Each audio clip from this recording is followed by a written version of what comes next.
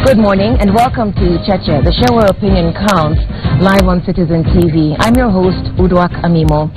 Kenya is mourning the death of soldiers killed in an attack on their African Union mission camp in Somalia.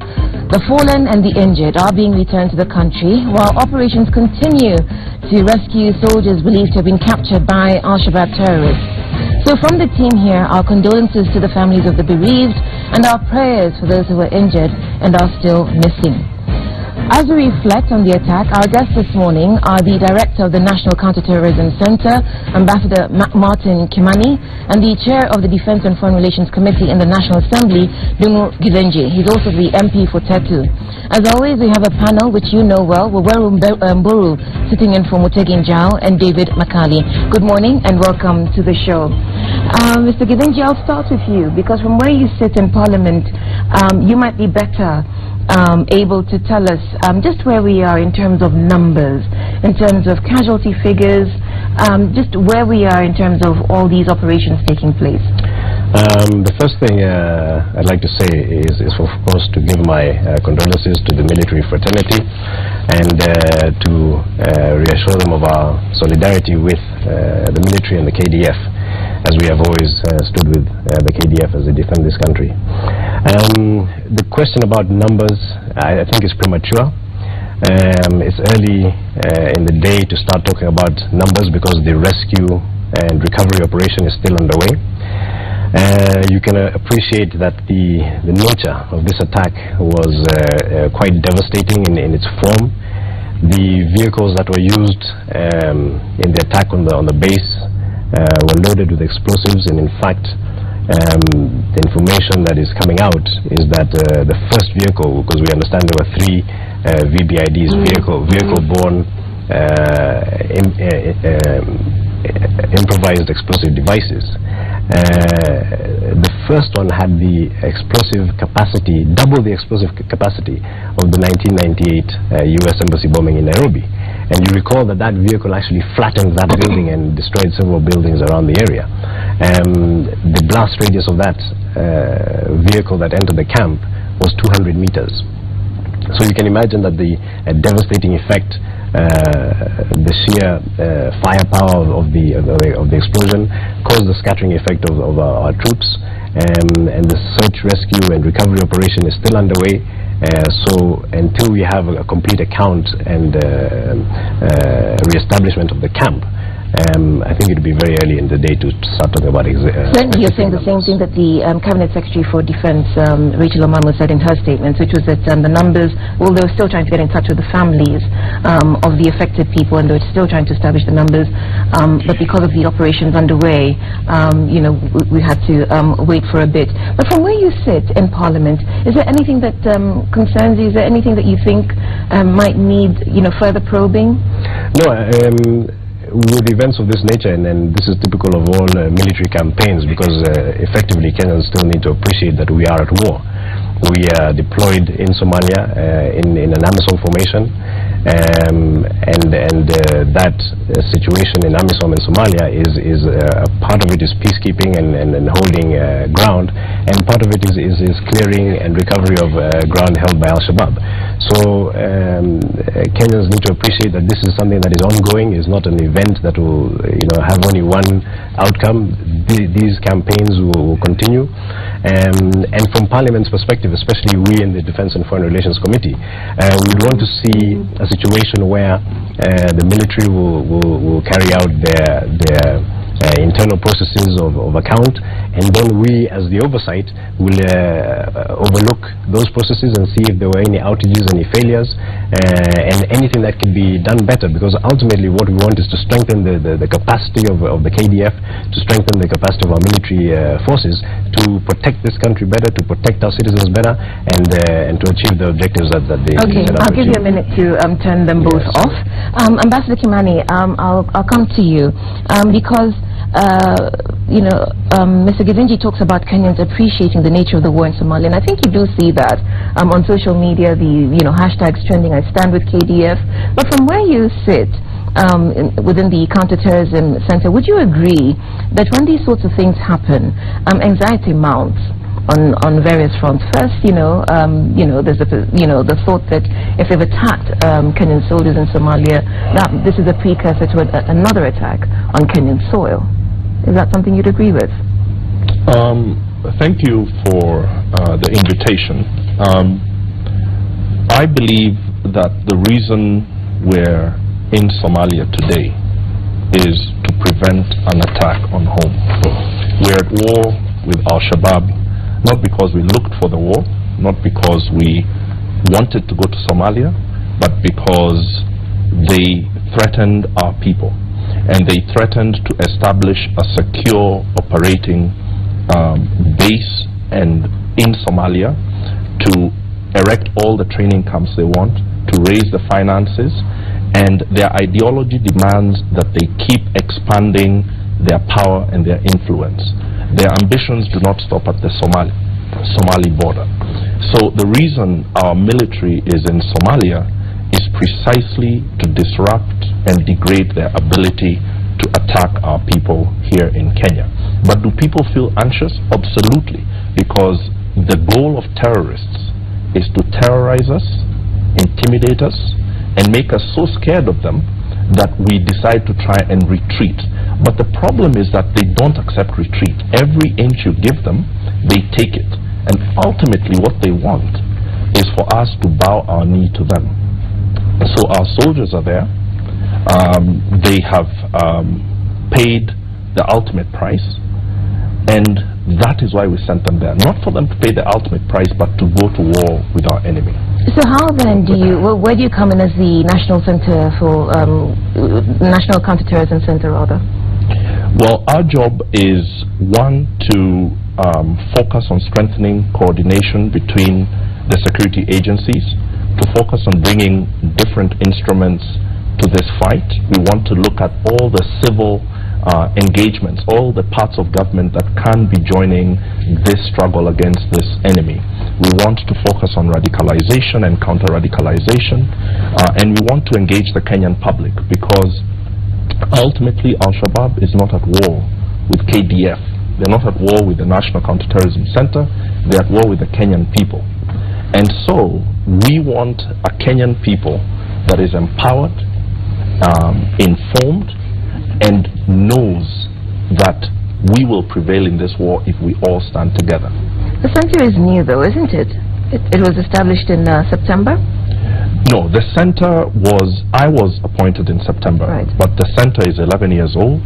It was created to coordinate Kenya's national counterterrorism agencies, and last year the biggest change was that it got legal status through the Security Amendment Act. And right now I think it is an expression of this government's desire to gain more efficiency and more focus in this particular struggle. Now I want to say, Udwak, that this attack in Somalia on a forward operating base is the kind of attack we see on US and allied forces in Afghanistan, in Iraq, and elsewhere. And so we are in a moment globally where democracies like ours are fighting against an enemy who is determined to not only advance a version of the way the world should work that is completely contradictory to what we Kenyans have been fighting for. And so our center is here to try and advance and strengthen our own ability to do this well. David, you were shaking your head. Well, not quite. I mean, I was in respect of what the chairman of the parliamentary committee was saying about where we are. The update so far to the country on the rescue search missions. Two things I think are important. One is the country, and he needs to tell us what was the size or the size of our deployment of the camp. How many soldiers were there? And it's useful, I mean, even for a public knowledge, to say that, look, this number of soldiers are back home and safe while the operation is still ongoing. Two, I think although it's military tradition that they have the way of informing next of kin when a soldier is lost in battle and so forth, isn't there a mechanism by which they can at least assuage the uncertainty, the anxiety of the families whose next of kin were in that in the camp?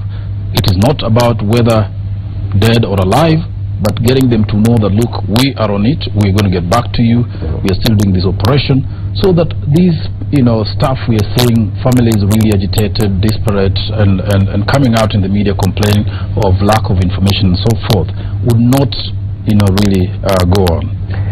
Anything on that line? Yeah, I think the public, I think it's a Kenyan tradition for an expectation of a certain level of information. But the military tradition is somewhat different in the respect that the primary accountability is to the next of kin, not immediately to the public, but first to the next of kin, because you cannot announce figures to the public before the next of kin have been notified that their loved ones are either well, safe, deceased, or injured. So that's the primary responsibility. First, the search, rescue, and recovery operation, understanding the figures, and then reporting to the next of kin, allowing for decent burial, and then possibly through various processes like the parliamentary process to give an account of numbers. But at the same time, Kenyans must also appreciate this country is at war. Our military is engaged with a combatant, an enemy who is out to defeat us, to defeat not only our military but also to overrun our population, our civilian population. So the information that we give out must be couched with the knowledge that we cannot become the mouthpiece of the enemy and tell them how many people they have killed so that they can celebrate and put on their propaganda websites and know our limitations. Also jeopardize the safety of people who might still be hiding. Absolutely, that too. So everything that is being put out in the public domain must be with the intention of protecting the viability of the military campaign, protecting the information of the assets which are deployed on the ground, at the same time sensitive to the families of the soldiers who are affected. Why I ask that question is when we see the military putting out numbers, call Gilgil, call Eldred, Barracks, why should that happen? Because if the military ought to take the first step to reach out to the families, because they know the soldiers who are on duty, the first responsibility will be to tell them, look, get the families, let them know, relax, we are in charge, we are getting back to you with the right information, rather than establishing call centers where then anybody can call. Because what people do is go to that homestead and say, look, is our man back, is he there? Then they will be told by the parents or whoever are next of kin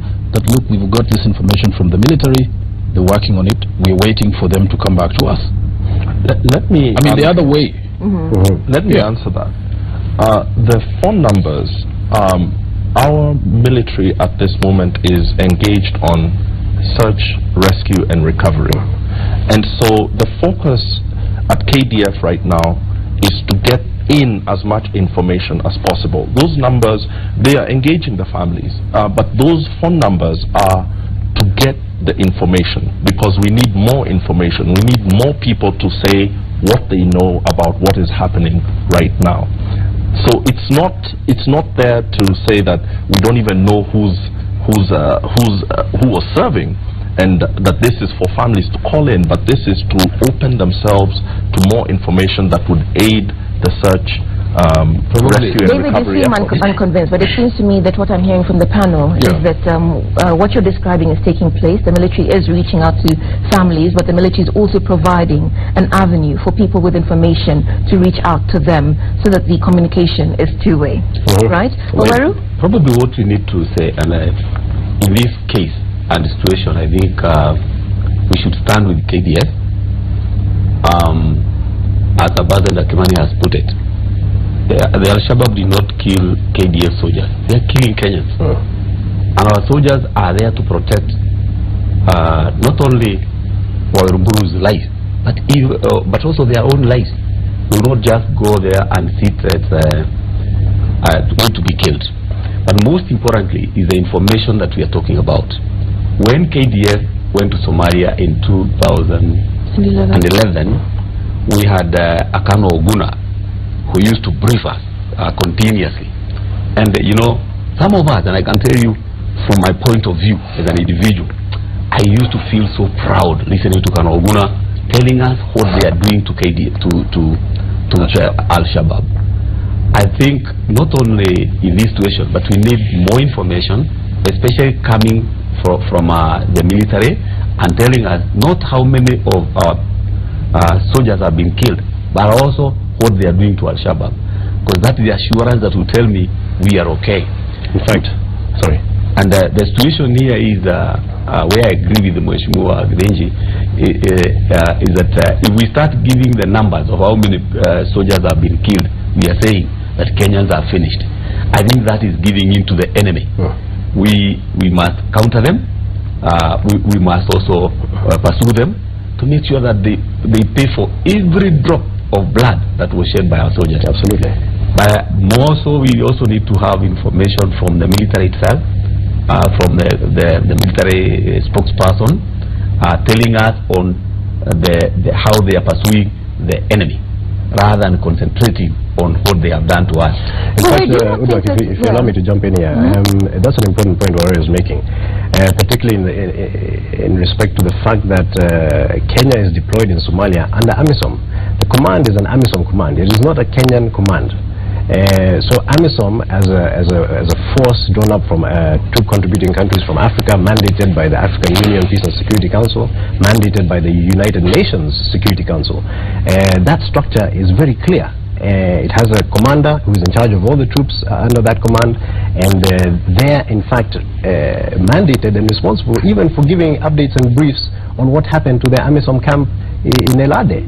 The fact that it was Kenyan soldiers manning that camp is just incidental, because it could have been Sierra Leoneans, Ethiopians, or whoever, or Burundians, like was in the case in Liege. So the point that I'm making is that, and Wawero made a good point. He liked the communication effectivity when Kenya was in command in Operation Linda Enchi, and we could see a clear path and a clear trajectory of how we were pursuing that campaign in pursuing and destroying the enemy. Now in the AMISOM situation, we have a mandate of reducing the threat from Al-Shabaab.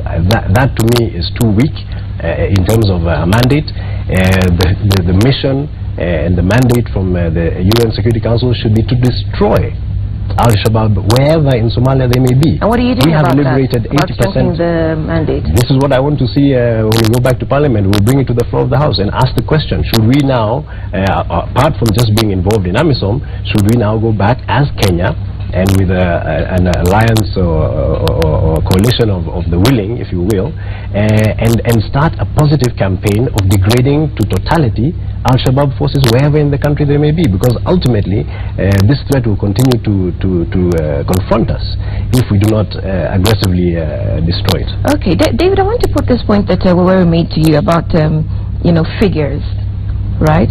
And there's a bit of concern there, because I think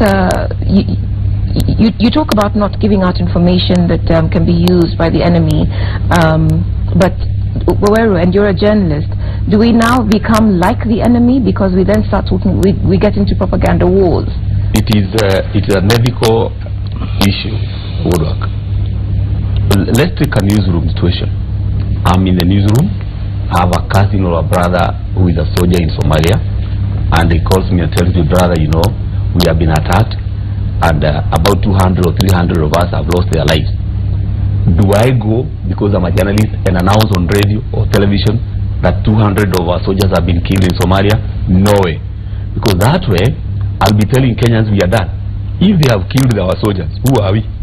Can you imagine of an old woman in Mandera, now just there helpless, probably even sickly, and he has been told soldiers who are trained, very energetic, they have been killed by Al-Shabaab, and they are now fleeing to our border. What would that woman do? And she cannot flee. It is not about, this time is not about the numbers that have been killed. It is about how we are pursuing those criminals. Absolutely. I think that's the basic. And this is the narrative that should be shaped. Yeah, David, and I wanted to ask Mheshimiwa. No, just a minute. I'd like to get David's perspective. First of all, professionally, I agree with Oweru that the figures of the fallen are not our priority, and nobody's saying that they are right now.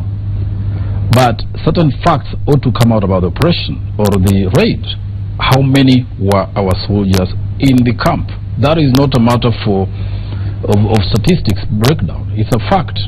Our camp had 120 soldiers, or it had 220 or 270. We're told it was a company, so about 120. That will come. That will come in the long term. We'll get to know. Similarly, we'll get to know the number of casualties in this war at the end. What I'm talking about is when you say, and it's also a heroic act to say that, you know, we have rescued 20 soldiers who are home safely. There are 50 who have come back safely. The work continues. The search and operation in pursuit of the enemy continues. That is not announcing 50 are dead. That will come at the end of this campaign. But how many are back and going on, as well as the figure that I talked about? Yeah, Makali, because right now the speculation is still, you know, out here. It was a company of 120. There were 220 soldiers. There are all these figures. We must guard against an unhealthy fixation with specifics. Why do I say this? We have a base in Kismayo. Do you know how many soldiers we have in the Kismayo base? No. So well, I'm just bringing a point. You know, so we want to say, we want to know exactly how many were in Elade. You don't know how many are in Kismayo, which is a larger base, and other bases around, you know, Kismayo sector, which we man. But the people in Kismayo have not been attacked. This is the point. I'm getting there. So the fact that they've been attacked, we've got the information that it was a company-size unit. So we know what a company is, 120 odd soldiers. So beyond that, let's wait for the specifics to come out. Let's not get fixated on how many people, what, you know, because ultimately the search and rescue operation is ongoing, and once the results are out, we'll get a full account of what happened in that event. But for me, and this is where all Kenyans should stand together on this point, we need to see this campaign that is designed to protect this country, because ultimately that is all that the KDF soldiers are doing, is putting their lives on the line so that you and I can go and buy bread at Nakumat and so forth. Sorry, no plugging. But you see, ultimately that's what we want, the safety and security of all Kenyans. So if that campaign has any element of compromise in the AMISOM framework, we need to see what is that compromise, how can we fix it. To me, I want to reach out to the international community, to the United Nations. There are several glaring omissions in the AMISOM mission. There is no air support. In 2012 or 2014, the UN Security Council mandated that they have air support in the form of helicopter platoons, you know, squadrons issued to the AMISOM command. They have never received them. So how do you do effective surveillance, search, rescue and recovery, and counter-retaliation without the effective equipment? So for me, it's about getting the international community, the United Nations and our development and our partners in the coalitions to deploy adequate assets and resources to be able to fight this campaign. If not, then we find other structures in which we're able to deploy those assets and pursue the campaign to its totality. Okay, we have to take a break now, but certainly when we come back, we'll talk more about strengthening the AMISOM mandate. We'll see how that goes, because that's been a frequent complaint of AU missions, African Union missions on the continent. This is Cheche. We're live on Citizen TV. We're reflecting on the attack on the soldiers of the KDF in Somalia. You can tweet us using the hashtag Cheche. Our SMS number is 22422. And if you need the KDF helpline numbers, I'll give them to you after the break.